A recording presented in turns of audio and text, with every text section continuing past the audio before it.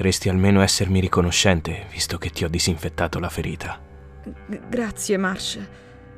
Ma non dire a nessuno quello che hai visto. Solo se mi prometti che non lo farai mai più. Non trattarmi come se fossi tua figlia. Sei tu che mi costringi a farlo. Nessuno ti costringe, razza di cretino. Marshall le lanciò uno sguardo truce e lei lo sfidò, rimanendo passiva. Le sue iridi erano due abissi e la sua espressione sembrava tagliarla in due. Non lo fece notare, anche se il modo in cui teneva la schiena rigida faceva intendere che si stesse in qualche modo trattenendo. Beh, allora cretino io che ti ho appena fatto un favore. Sarei stata capace di farlo anche da sola. Come quando ti sei quasi strozzata ancor prima di cominciare la battaglia. June ebbe uno spasmo e se ne andò nella sua stanza, affrettando il passo. Correre non le era permesso, ma se avesse potuto, sarebbe scappata lontano da lui. Proprio non riusciva a capire perché si comportasse in quel modo con lei. Cosa gli aveva fatto di male per meritarsi tutta quella cattiveria? Che altro vuoi, Shady? Lasciami stare. Non lascerei indietro neanche il mio peggior nemico. Allora perché lo hai fatto allo shelter? Perché non mi hai sostenuta? L'unico sostegno che ti serve è la forza di volontà. Più lo cerchi dagli altri, più farai fatica a trovarla tu stessa. La rabbia iniziò a montare dentro di lei. Cosa poteva saperne lui? Era sano come un pesce mentre lei lottava per ogni molecola di ossigeno fin da bambina. Parli a vuoto, non sai neanche cosa stai dicendo. Ti sbagli, mandorla! Rifletto la realtà. Ah, davvero? Dimmene una.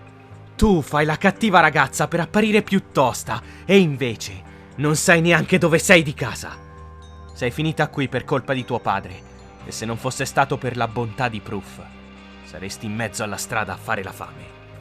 Giunco indietreggiò goffamente, sbattendo verso la parete della stanza.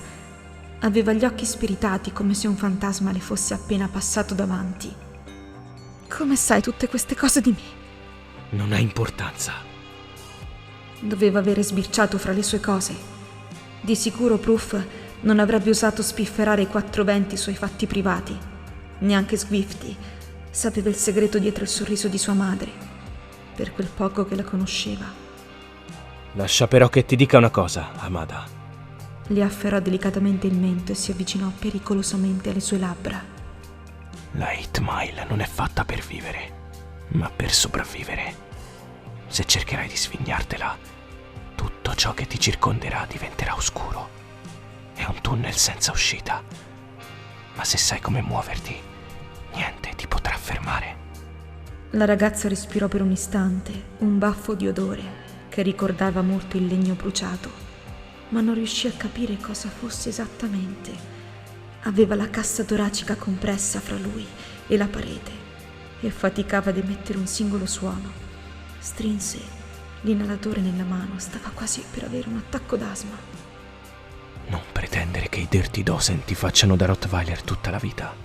Non sono stata io a chiederlo.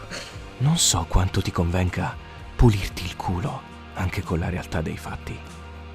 June ebbe la forza di sollevare le mani e dargli una specie di spinta, che non lo smosse di mezzo millimetro, ma che ebbe il potere di farlo incazzare ancora di più. Perché sei così... così... Così come? Giunco riprese fiato con l'inalatore. Lo aveva usato 2 volte in un'ora, come se fosse stato lui a toglierle il fiato. In un certo senso era la verità. Erano così vicini da divorarsi il respiro a vicenda. Insensibile! Marshall la fissò con 2 occhi a fessura, poi arretrò di un passo e rispose: Lo sono e basta.